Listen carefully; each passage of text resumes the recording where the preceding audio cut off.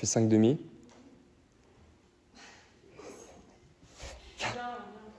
Attends, je recommence. Il va pas le faire.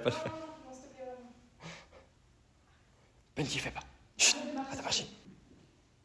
C'est bon. Le micro est vraiment super, c'est un micro téléphone, donc il n'existe pas vraiment. Donc j'ai fait 3 ans de... Je suis perdu. C'est ça le parcours, non? Oh, c'est une folie, il n'y a pas de qualité pour essayer d'être heureux. Ok, donc je m'appelle Paul Gauthier, et je suis chef de pôle du pôle suivi d'études, et je suis aussi chef de projet. Bonjour, je m'appelle Claire Rollin. Je m'appelle Baptiste Galnon. Moi c'est Isaac. Donc moi je m'appelle Bergadieu Pierre-Olivier.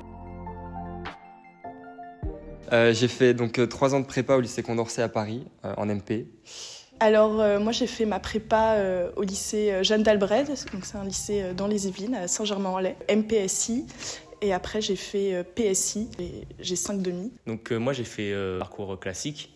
J'ai fait 2 ans de prépa au lycée Descartes à Tours. Et là-bas j'ai fait PCSI puis PC Étoile. Et j'ai vraiment kiffé ces années-là. Donc mon parcours c'est assez classique jusqu'à maintenant. J'ai fait 2 ans de classe préparatoire à Lyon, et puis ensuite j'ai intégré l'IOGS en septembre. Et j'ai la seule différence, disons, avec le parcours classique, c'est que je suis donc alternant chez Safran depuis octobre. Bon, moi c'est un parcours du coup assez classique des personnes qui vont à Supoptique. J'ai d'abord fait une PCSI et une PC dans le lycée où j'étais au lycée. J'hésitais entre Centrale Lyon et Supoptique. Donc ça s'est vite fait le choix, étant donné que Centrale c'est généraliste et que Supop c'est spécialiste. Et aussi pour la filière entrepreneuriale. FIE l'année prochaine. Alors Supoptique n'était pas mon premier choix. À la base je voulais plutôt Centrale Paris ou Centrale Lyon. Et puis après les oraux, j'ai dû donc me renseigner un peu plus sur les écoles. Et c'est là où j'ai entendu parler de Supoptique, qui est une école qui est plus axée sur la physique. Et comme je ne sais pas trop quoi choisir entre le métier d'ingénieur ou de chercheur, j'ai plutôt préféré aller dans une école qui parle encore pas mal de physique. Alors je pense que comme beaucoup de gens, après à la période des concours écrits oraux, j'étais un peu perdu sur mon choix d'école. Je savais pas trop où aller parce que je trouvais que les écoles se ressemblaient un peu toutes au final sur les gros concours. Que mes profs ont parlé de Supoptique comme une école qui faisait beaucoup de physique, et c'était vraiment le critère numéro 1 en fait. Je voulais continuer à faire beaucoup de sciences après ma prépa. Je voulais pas faire prépa et après abandonner tout ce que j'avais fait avant. Donc c'est pour ça que je me suis dirigé vers Supoptique. Alors qu'est-ce qui m'a amené à Supoptique? Je pense que j'avais besoin d'une école d'ingénieur où il y avait un rapport minimal à la science. Pas trop de cours d'économie, pas trop de cours un peu bullshit. Donc ça c'était un besoin que j'avais, et que j'ai eu des conseils de la part de mes professeurs, notamment comme quoi Supoptique c'était une bonne école sur ce niveau-là. Aussi une école qui soit à taille humaine, c'est aussi un avantage de Supoptique.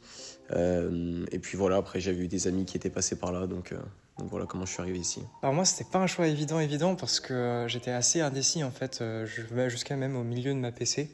Mais mon professeur de physique de PC était un alumni de cette école, et il m'a fraîchement recommandé l'école, et comme l'optique ça m'intéressait, je me suis dit pourquoi pas. Pour être cohérent avec la filière entrepreneuriale, je pense que je vais monter ma boîte à la sortie de Supop. Et entre-temps, si possible, faire un double diplôme à HEC. En vrai, avec le cœur, j'irai en biomédical. Mais après, on verra. Donc moi, j'hésite à faire de la recherche ou ingénieur. Je sais pas trop. L'enseignement est quelque chose qui m'intéresse beaucoup aussi. Donc voilà, j'attends d'expérimenter pendant mes années d'études pour voir un peu vers quelle voie me diriger.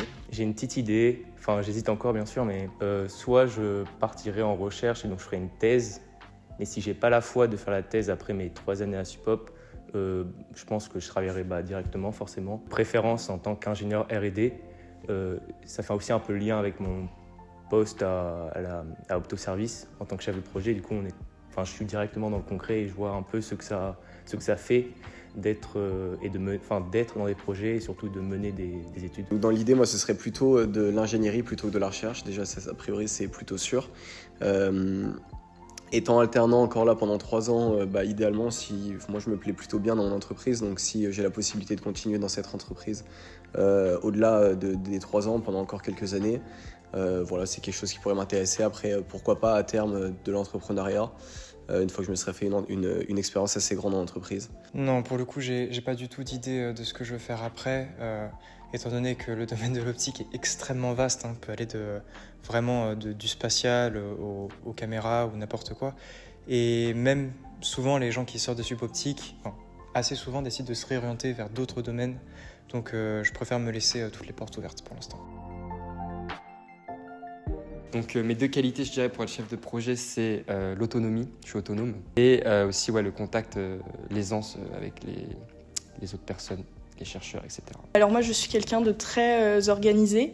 Donc en tant que chef de projet, c'est assez important puisque donc une étude peut arriver à tout moment et c'est pas mal de savoir dire donc, si on est disponible ou pas pour faire une étude et de savoir aussi se libérer pour organiser l'étude.